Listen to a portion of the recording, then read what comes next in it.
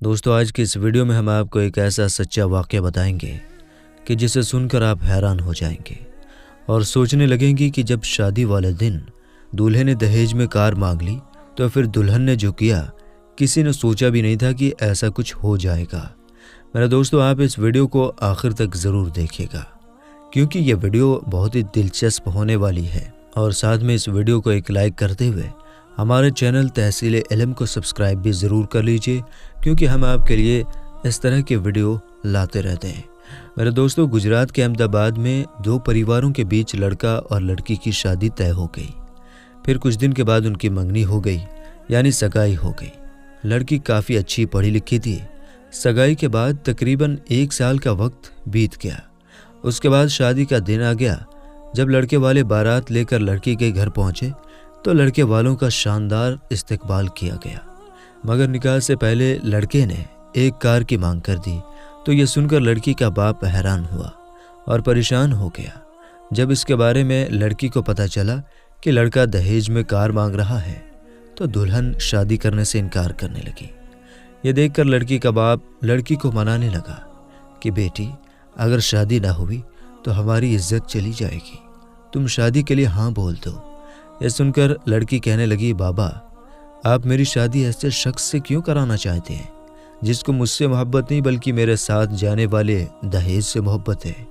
बाबा, मेरी ज़िंदगी वहाँ पर क्या होगी जहाँ पर मेरी इज्जत मेरे इल्म, हुनर और मेरी सादगी की वजह से नहीं बल्कि मेरे साथ में जाने वाले फ्रिज, कार और दूसरी महंगी चीज़ों की वजह से होगी।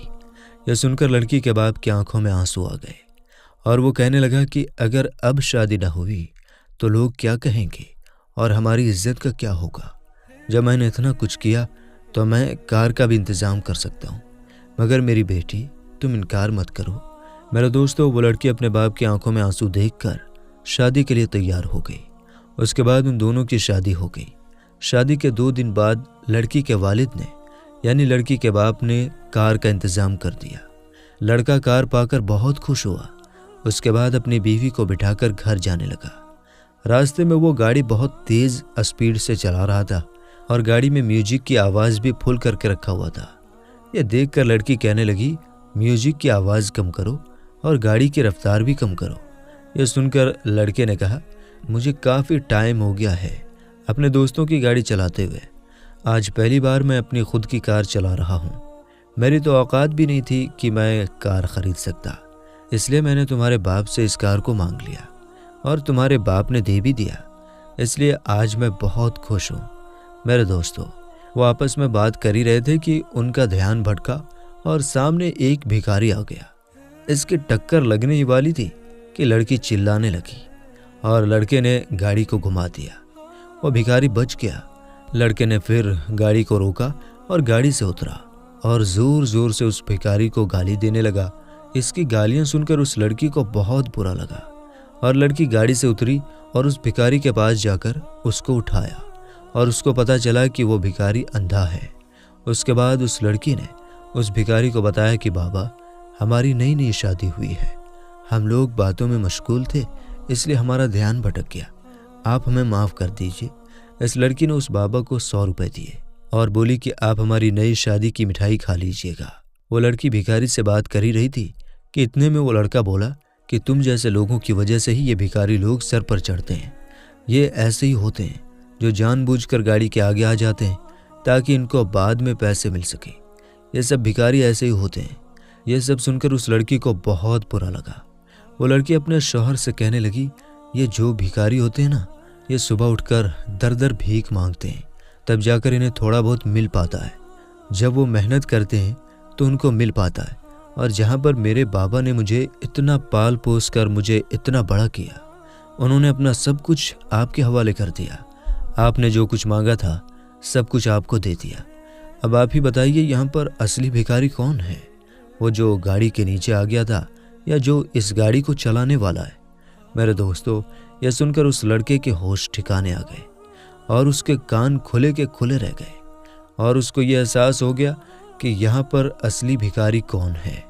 वो लड़का भी शर्म से कुछ बोल नहीं पा रहा था। यहाँ पर असली भिखारी तो वो लड़का है। उसको ये बात खुद एहसास हो गई थी।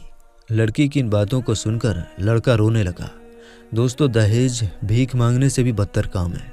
अब कुछ लोगों के दिमाग में दहेज को ही बुरा भला कहने के लिए आ गया होगा और कुछ लोग दहेज को ही गालियां देने लगेंगे। दोस्तों हम आपको बता दें कि दहेज को हरगिज़ बुरा भला ना कहें, क्योंकि दहेज हमारे प्यारे आका सल्लल्लाहु ताला अलैहि वसल्लम की प्यारी सुन्नत है।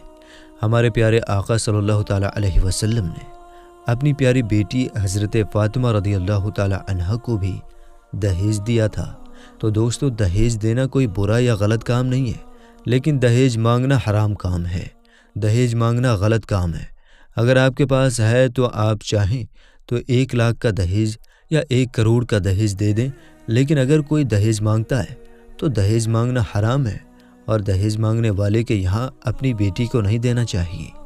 दोस्तों इसके पीछे एक सबसे बड़ी वजह यह है कि अगर आपसे कोई आज 1 करोड़ का दहेज मांगता है, लेकिन आज आप 1 करोड़ का दहेज तो दे देंगे, कैसे भी जोड़कर आप उसको पूरा कर देंगे, चाहे आप उधार या कर्ज ही लेकर क्यों न दें। लेकिन एक बात हमेशा याद रखें, जो दहेज मांगते हैं उनके मुंह हमेशा खुले होते हैं। वो हमेशा किसी न किसी चीज़ की डिमांड करते रहते हैं। आज कार की डिमांड करते हैं तो कल बाइक की डिमांड करेंगे, यानी कि वो हमेशा किसी न किसी चीज़ की डिमांड करते रहेंगे। तो हमेशा याद रखें, इसलिए आप दहेज का डिमांड ना करें। आप दहेज को कभी भी गाली देने की कोशिश ना करें। और हाँ, आपको दहेज को कभी भी गाली नहीं देनी है। आपको दहेज को हरगिज़ गाली नहीं देनी है, बल्कि आप दहेज मांगने वालों को बुरा कह सकते हैं, लेकिन दहेज को आप हरगिज़ बुरा नहीं कह सकते, क्योंकि ये हमारे प्यारे आका सल्लल्लाहु ताला अलैहि वसल्लम की सुन्नत है। तो आपके पास जितना भी है आप हस्बे तौफीक दहेज दे दें, लेकिन दहेज किसी से हरगिज़ ना मांगें। दहेज मांगना हराम काम है। मेरे दोस्तों हम उम्मीद करते हैं कि आपको आज की हमारी ये वीडियो बहुत ज़्यादा पसंद आई होगी। अगर आपको ये वीडियो पसंद आई है तो आप हर बार की तरह इस वीडियो को लाइक करें और अपने दोस्तों में, अपने रिश्तेदारों में ज़रूर शेयर करें। और अभी तक आपने हमारे चैनल तहसील इल्म को सब्सक्राइब नहीं किया है तो अभी हमारे चैनल तहसील इल्म को सब्सक्राइब कर लें और साथ ही लगे बेल आइकन को ज़रूर दबाइए, ताकि हमारी हर आने वाली वीडियोज़ का नोटिफिकेशन आपको सबसे पहले मिल सके। तो मेरे दोस्तों आखिर में आइए तौबा इस्तग़फ़ार कर लेते हैं, क्योंकि हमारी ज़बान से जाने अनजाने में कब हमारी ज़बान से कुछ ऐसे अल्फाज निकल जाते हैं कि जिससे हमारा ईमान चला जाता है और हमें हमारे ईमान के जाने की खबर भी नहीं होती। इसलिए दोस्तों हमें और आपको चाहिए कि हम हमेशा अल्लाह ताला की बारगाह में तौबा इस्तग़फ़ार करते रहें। बेशक अल्लाह ताला हमारी तौबा को कबूल फरमाने वाला है। आइए हम सब मिलकर पढ़ लेते हैं, अस्तग़फ़िरुल्लाह रब्बी मिन कुल्ली ज़म्बिन व अतूबु इलैह।